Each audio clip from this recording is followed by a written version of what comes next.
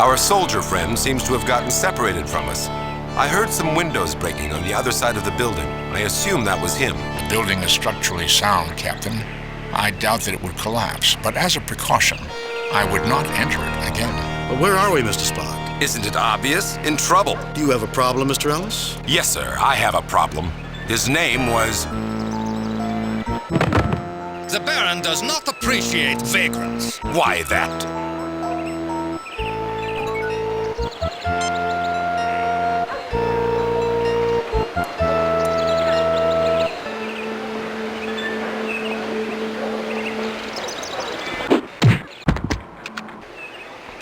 Having fun, Jim?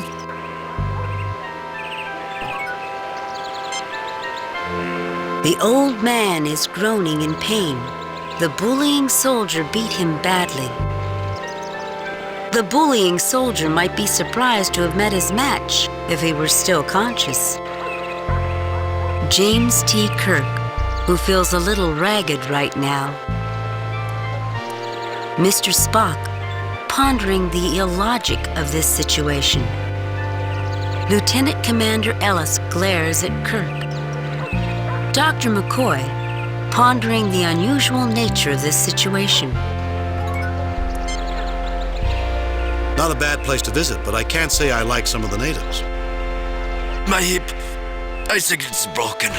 Someone get me a doctor, please. This strikes me as something of a Potemkin village, Captain. It lacks the scope to be truly real. A creation of Trelane's, no doubt. One of his imitations of reality. Undoubtedly, Captain, there is a high probability that it will be an extremely deadly place. All right, Commander, you were about to tell us why you're being so hostile. Let's hear your story. Does the name Lieutenant Ralph Garvin sound familiar to you? He was my roommate at the academy and was killed by some blood-sucking cloud while on a landing party under your command. Space is not the safest of environments. I've always done my best to protect my crew, and I've always honored anyone who has lost their life under my command. The Enterprise is routinely assigned to unknown and extremely dangerous sectors. I have always made it a policy to lead landing parties and share the risk with my men. I suppose you've never lost someone under your command, Commander. You've never felt the loss of a subordinate while you've been on the landing party. When you become a captain of a starship, you'll have every right to judgment. We're in the middle of a life-and-death situation. I expect you to act like a Starfleet officer. I have always made it a policy to lead landing parties and share the risk with my men. Captain, if I see you do anything that puts us or our escape at risk, you'll regret it. I'm not interested in vendettas. I'm interested in survival. If you have a problem with me, you can wait until everyone's safe. Is that clear, Commander? Yes, sir. I didn't join Starfleet to play at being a galactic tourist.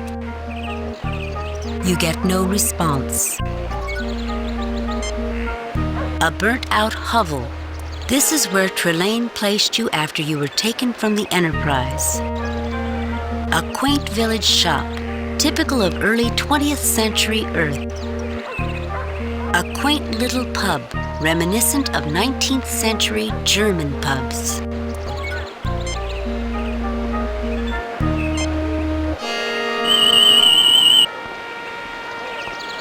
A human, approximately 60 years of age, in poor physical condition. His hip is broken, Jim. He needs our help.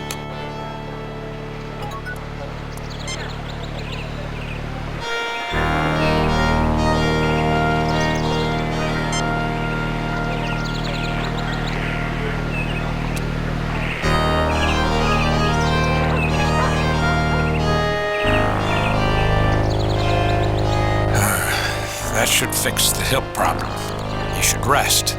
Thank goodness Trelane didn't take the tranquilizers from my med kit. He'd probably be too tired to talk much. Thank you for helping me. If only I had something to repay you. You could tell us where we are. You are the American pilot, Lieutenant Colonel Jimmy Kirk, the leader of the famous Enterprise Squadron. Lieutenant Colonel Jimmy? Enterprise Squadron? I suppose I should tell you nothing, but as it looks as though the war will soon be over, I can tell you that this is the village of Gothos. What war is this? The Great War. The one that has lasted for 4 damned years and has killed millions. I never thought that it was possible for so many young people to die for such a worthless cause. I believe he refers to the first of your world wars. Could you answer an important question for me, sir? What year is this? Where's Trelane? What else has happened? What year is this? You must have been held prisoner for a long time, Colonel. It's October 16th, 1918. Fascinating. I am so tired. I must rest.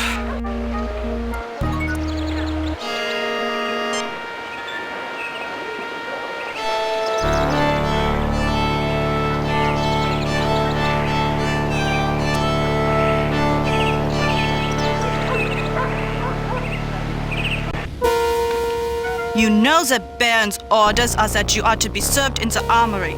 You are not to enter this establishment. Everyone knows, Fraulein, that the Baron's orders were never meant to be taken seriously. Even by him. Looks like trouble. Excuse me, but if the lady wants you out, then you should get out. Would you like to step outside? Hello, soldier. Wouldn't you look good with beer on your face? Excuse me, but if the lady wants you out, then you should get out. I won't have trouble in my place. Get out. I will be bringing beer to the armory later tonight anyway. I don't know who you are, but we had better not meet again. Nice guy.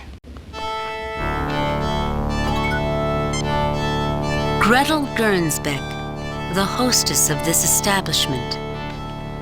A beer mug. This photograph of an ugly human male is labeled Trelane's father. This photograph of an ugly human female is labeled Trelane's mother. James T. Kirk eyes the situation with great determination. Dr. Leonard McCoy likes this charming little place.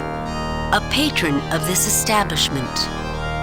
A patron of this establishment. Mr. Spock is interested in the unusual aspects of this situation. Lieutenant Commander Ellis looks uncomfortable. An imitation of a German tavern complete with badly drawn stereotypes. Trelane is nothing if unoriginal. Well, Miss Gernsbeck, you seem to run a very efficient place. Thank you, Colonel. Unfortunately, the war does not lend itself to efficiency. What do you wish to talk about? Why are you calling me a colonel? What's going on with the war? You said that the war led to a lack of efficiency. What are you talking about? What do you know about Trelane? Why do these soldiers bother you? Why are you calling me a colonel? I know who you are. Lieutenant Colonel Jimmy Kirk, leader of the famed United States Enterprise Squadron that has shot down so many of our pilots, along with Major Spock and Captain Leo McCoy. Captain McCoy? Leo?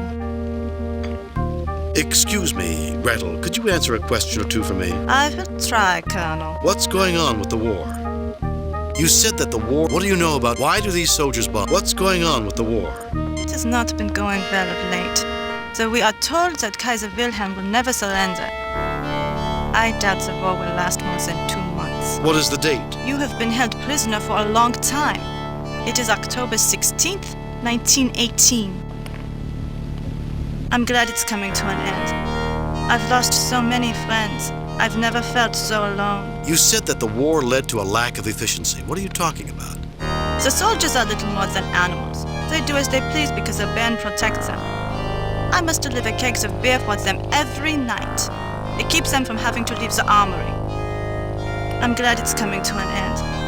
I've lost so many friends. I've never felt so alone. What do you know about Trelane?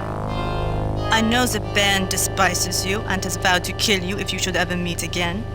Take my advice. Flee Gothos and never return. And how does one flee Gothos? I do not know. Else I would have left long ago. The village of Gothos seems to ensnare anyone who comes here. You see, I really work for the French government. I am a spy. I'm glad it's coming to an end. I've lost so many friends. I've never felt so alone. Spy? Why do these soldiers bother you? Alone for a spy? I have been here for 2 years. The Western Front is very close, and I send information to France. I'm glad it's coming to an end. I've lost so many friends. I've never felt so alone. Why do these soldiers bother you? The soldiers are little more than animals. They do as they please because a band protects them. I must deliver kegs of beer for them every night. It keeps them from having to leave the armory. I'm glad it's coming to an end. I've lost so many friends. I've never felt so alone. Alone, Fräulein? Perhaps someday, when you have defeated your enemy and this war is finally over, you would come and visit me. I would enjoy spending better times with you. Perhaps, Fräulein. Excuse me, Gretel, could you answer a question or two for me? I will try, Colonel. How's the spy business? Shh. Please mention that as little as possible. Sometimes these planets aren't all bad, Jim.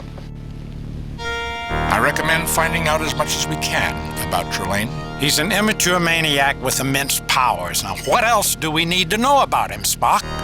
Knowledge of his current activities would be an asset, Doctor. With an egotist like Trelane, I doubt we'll have to do too much investigating. He'll let us know what he's planning.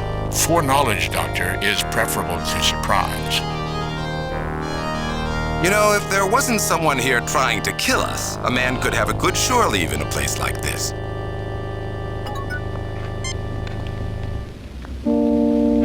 What do you hope to accomplish with that? What do you hope to accomplish with that?